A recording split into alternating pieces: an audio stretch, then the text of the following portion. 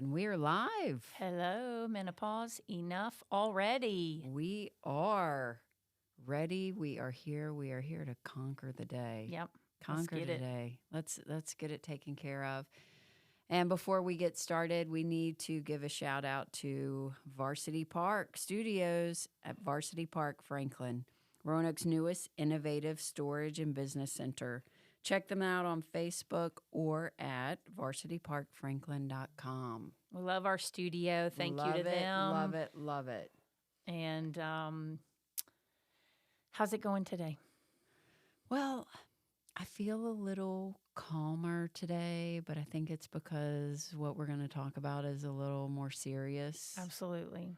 And so I want everybody to know that what we're going to talk about today is it normal? Right. Yeah. It's normal. It is, it affects so many of us women. And I think that it's another thing that we need to get out there and let women know that they're okay, that they are loved, and that it can be fixed. Yes. It can there's be fixed. options. So we're talking about some symptoms of depression and anxiety. Yes. And that we hear that a lot in today's society, and there are different reasons for it, but I know it is a major symptom of perimenopause and menopause if it's not corrected. Correct. And I think part of that is we know it's because of a depletion of our hormones.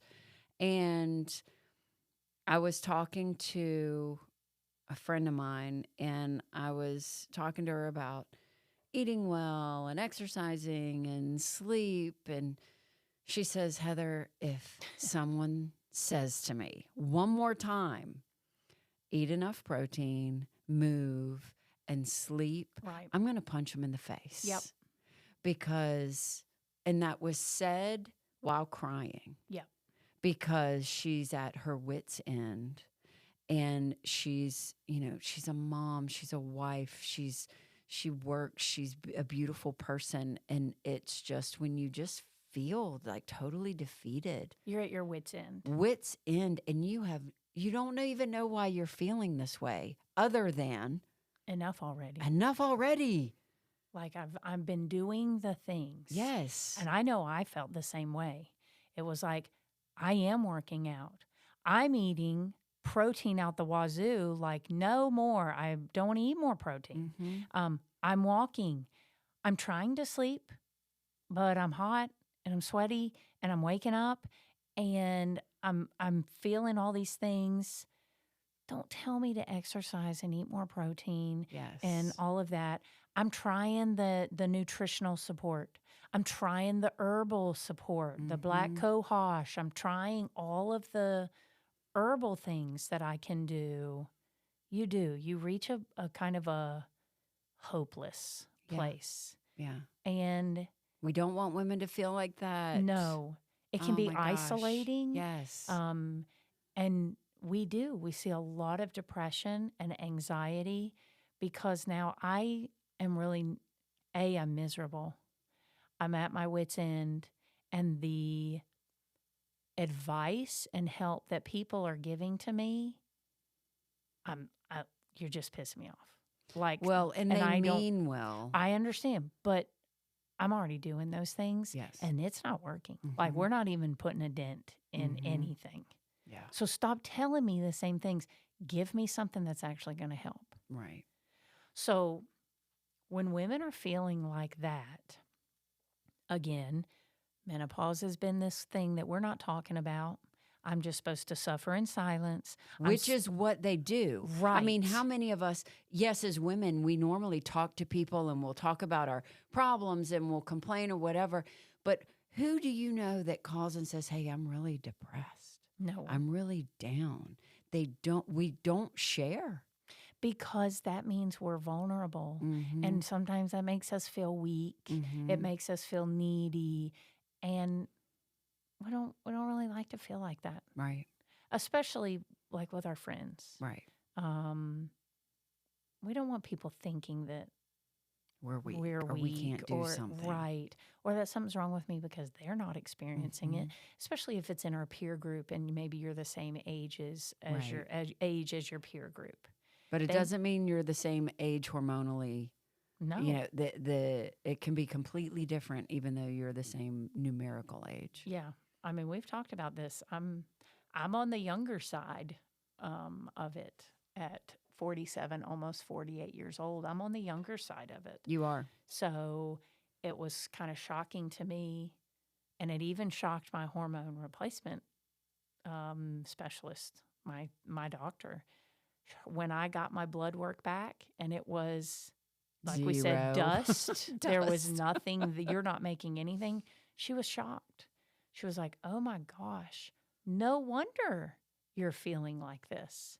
So let me ask you, did you experience any type of depression, anxiety feelings? Um, I I guess my self-esteem, Okay. you know, Mm-hmm. like you go, I'm just getting old. And I started to feel bad about myself. Mm-hmm. You know, I'm gaining weight. I'm sweating. We've talked about my embarrassing moments of hot flashes. I just started to feel bad about myself. I don't want to say I was depressed. Maybe I was. It's like, well, Did you feel like you got in a funk?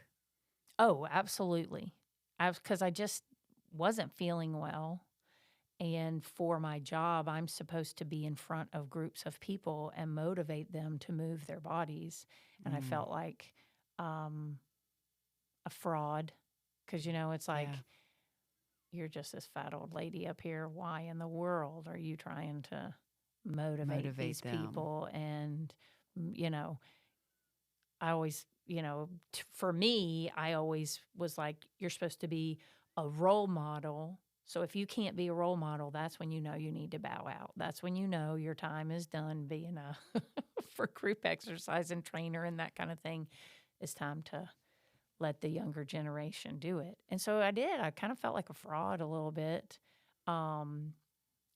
Put your smile on and act like you're all whatever. And inside, I wasn't feeling like that. It was like, you're just this old lady up here that I did. Yes. With the You're, yes. Yes. sorry, Yes. I don't mean to make light, but I just envisioned you teaching a class with a cane and Well, I will do that because I've changed the script. The mental mindset. It's like I will keep going. continue because I might inspire somebody that's older You to might say, hey, you probably do. come on, let's go. We're going to Right. keep moving. We're going to keep being awesome. We're going to keep working. We're going to be a badass. That's what we're going to do. But yes, But getting through that, yeah, you doubt yourself. You start to, for me, I kind of felt like I don't have it anymore. It's like, I've lost my spark. Yeah. I've lost my zest. And I don't Yeah. ever want anyone to feel like that because that's not true. It is not true. We don't lose our zest. We don't lose who we are. I think it becomes a little clouded as our brain hormones change. Well, and I also think that the feelings of depression and anxiety are very real. Very. And then all of these other things just are on top. Right. And it just makes things worse and brings us down. And, just doing this more and more research for the podcast and doing more delving into menopause itself, I have learned that my symptoms lasted a really, really long time. Really. So there was, I had some depression. And of course, I'm like our mom, as you are, and we try to present this happy bubble. Right. I don't know. Maybe that's just my thought of it.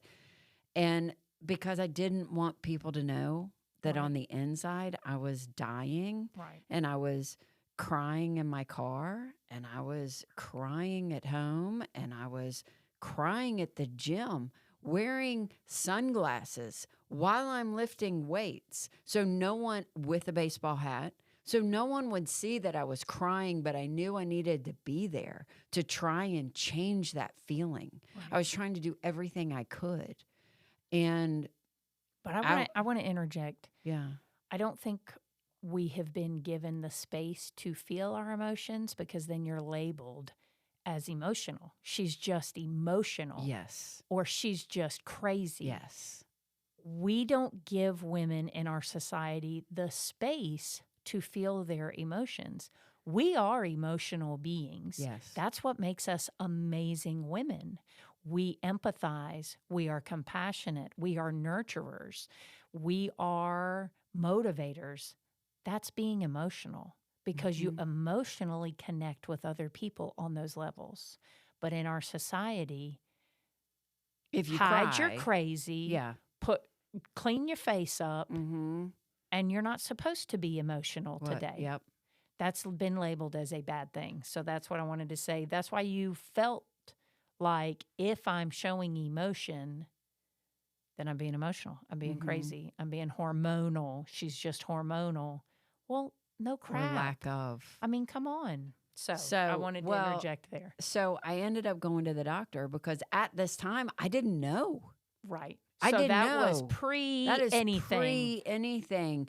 I had no idea. And I literally called my doctor and I said, I don't know what's going on, but I am just sad.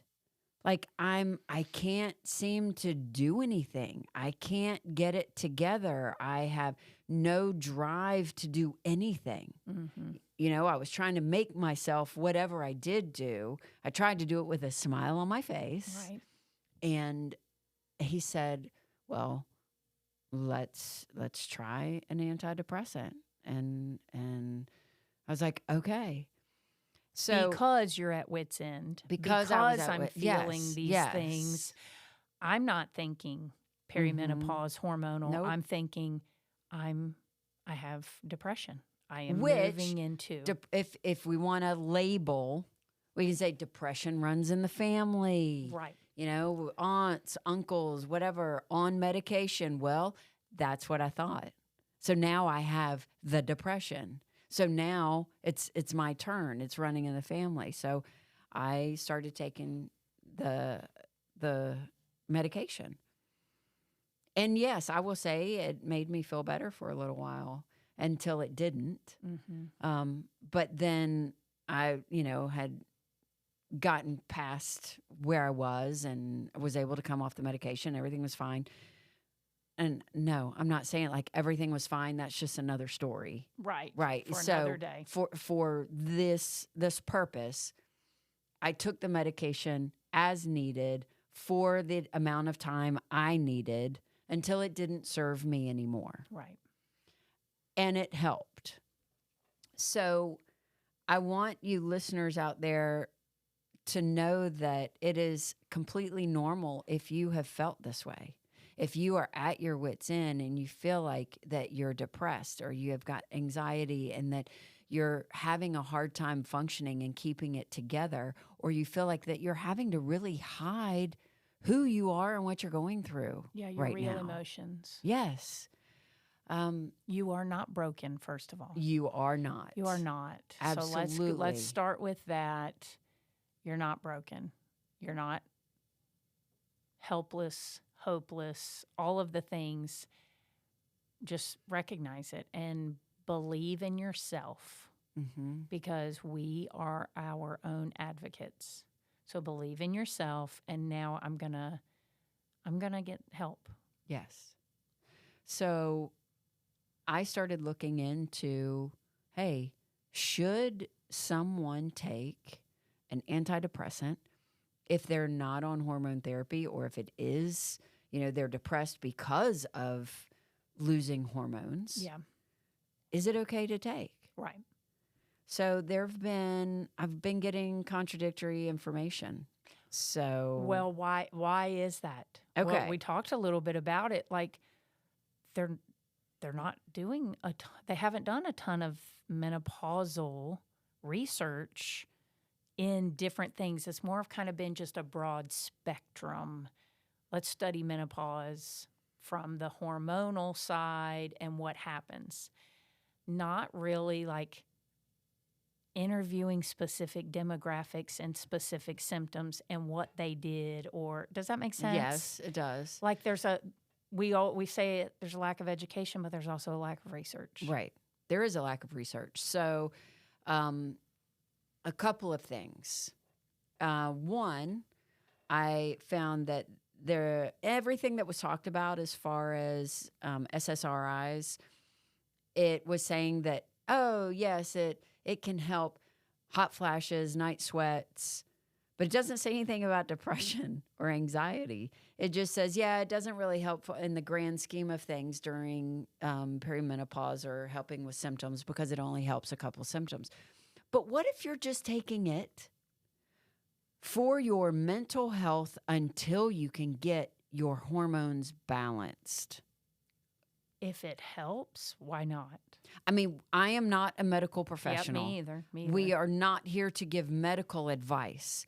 But as far as what helped me, it helped me to keep my mood elevated. It helped me to feel a little bit better so I could get to the point where, okay, I could actually get the hormone therapy. Mm-hmm. And so I would say talk to your doctor. Your general practitioner can give you this information if they think it would be a good idea or not based on what you are feeling and what you're going through. But talk to your doctor, and it might be an option. I'm not going to say it's an option for everyone because I don't know everyone's health history because it's all different. Right. And you might have some contraindications for SSRIs, but there might be some other things out there that I am not aware of. But I know that helped me during that transition phase, because the only other thing that I was thinking about in that,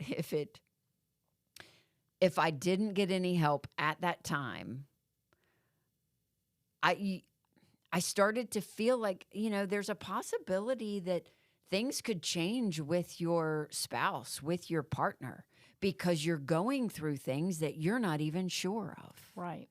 And mentally you're changing, and it can cause maybe more arguments, maybe more contention, because your spouse might not know what you're going through and you're just trying to figure things out as you go. You know that something is off. I was actually talking to an acquaintance, and she told me, she said, Heather, I feel like I have turned into a Karen. Yeah. And she said, all menopausal women are Karens. You're right. They are Karens. And so with that, I just started laughing. And then she was also telling me about a friend of hers who said that his wife said, I know she is going through perimenopause, but she refuses to go to the doctor. Mm-hmm. And so she said she didn't see him for a little while, and then she saw him again at the office, and he came by and he said, she wants a divorce. Yep. She wants a divorce because she said I get on her nerves, and she's depressed. Mm-hmm. But she still refuses to go to the doctor. So rather than go to the doctor, she's going to end her marriage. Yes. Well, and we did start to kind of look into that, and divorces increase in age groups of 40s, 50s, and 60s. Yes. Ding, ding, ding, perimenopause, menopause ages.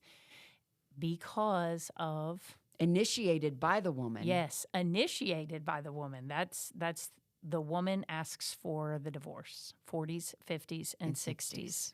So divorce rates increase when you get into perimenopause and menopause because of the changes in your brain. Mm-hmm. And we all know this. Your brain tells you how to act and what to do and all of it. And the hormone changes are strong and powerful to where that is your reality. So if this man is getting on her nerves, that's her reality. I don't love him anymore. He is so annoying. Where And then she's depressed on top right, of that. and I'm depressed, and it's because of you. And because he you doesn't get on my nerves. understand, or whatever the case may Right. be. Even if he does understand, he's trying to get her help, and she's like, "No, you're being patronizing," or whatever. Right. That's such a disservice. It is. And I think just comes back to another part of the education, and that it is okay and to know that you are like, these are normal feelings. yeah, you're not broken. So we need to remove the stigma that I'm feeling this way, so I need to go to the doctor about my hormones. Right. That we need to remove the negative stigma around that. Right. That's probably why she's like, I'm not going because I'm not crazy. No, exactly. I'm not crazy. But you know what? And I'm not going to say that every single divorce is because True. of perimenopause and menopause. Not saying that at all. There was a study done in the UK, and it was actually a law firm that did the study. And they said that they interviewed all of the women that came in and initiated a divorce in between the ages of 40 and 60. Mm-hmm. And they were asked specifically, did they think that perimenopause and menopause had an effect on them getting a divorce? 70% said absolutely 100%. Yeah, well, I believe it. So, I mean, not only things getting on your nerves and man, I'm depressed, I'm miserable, all of this. Well, now you have no sex drive, you have no libido, so there's no intimacy, there's no connection, and all of that plays a huge role. mm-hmm. And so, I would say it would be very easy to say, nah, I'm out, I'm done. Well, and not only that, in another study, it said that alcohol consumption, drug consumption, now drugs meaning, prescription drugs, were increased during this time because of trying to help symptoms, trying to feel better. So self-medicating. Yeah. Whether you're depressed, you're drinking more, the body pains, taking a painkiller. Mm-hmm. Well, then all the usage of these substances, I'm not saying are abused in every woman, but studies are showing that they are increasing. Right. Well, we all know that kind of makes sense. If our body aches, we take Tylenol, we take whatever. But we're talking extreme joint pain, frozen shoulder, frozen groin. We go, eesh, I need something more than Tylenol or ibuprofen. Yes, I can totally see where that would happen. Painkillers. So now we're having to take that to function for relief of the physical stress, the physical symptoms. Then we get into the mental symptoms like you talked about. We're depressed, anxiety. So now we're self-medicating through drugs and alcohol. But it might treat the symptoms for a little while, but on that same research that they had done, the relief then no longer is enough. The more we take, we become resistant to the relief. So either we take more or turn More to often. other things. And then you create this cycle to where now my symptoms are flaring up. And it might trigger other symptoms that may not have been an issue before. But now we're mixing in drugs and alcohol. And we know alcohol has a huge effect on our physiological health. It's a vicious cycle. It is. But it is very real, It's going very real. all the way back to the stigma that is on menopause, asking for help, going to the doctor. So being dismissed. we just, I say it every episode, we soldier on trying to handle it ourselves. We need to change that conversation, ask for help. Ask for help. Ask And for help. I don't want anyone to feel like the help is not out there, because it is. It's just not as readily available right now. It is getting, there are more and more doctors that are getting hormone therapy certified, Yeah. menopause certified, but it's finding those people and finding the ones that, fit, which we talked about in the last podcast. But it is a real feeling. The depression is real. And I know because I was there. And so just knowing that you have somewhere to go, and I think there is relief out there. Yeah. There's relief. And that, again, we mention this also every time. Send us questions. Yeah. Send us the questions and concerns. If you've listened to our podcast and you still are not sure of where to go, who to turn to, or you're saying, I don't have any friends that are on hormone therapies or anything, please, we will guide you in the right direction. If you just need someone to talk to, Exactly. we're here. You may not feel like you can talk to your spouse or partner.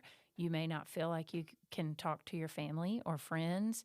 If you just need a sounding board, if you just need to vent, if you just need someone to talk to, we're here. We will offer advice if you would like us to, but we can just be a listening ear. And email us, Enough Already at Gmail. You can also reach us on Instagram or Facebook or TikTok. We're here for you. We have experienced different things, and we know how very real it is and how very real it can feel, and you're not broken. This is not a negative thing. This is a part of life. And this is treatable. This is not forever. There is so much help out there. Sometimes it just takes a little bit of guidance as to where we can go to find that little bit of help. Agreed. So on that note, please reach out. And we'll see you guys next time. Have a great week.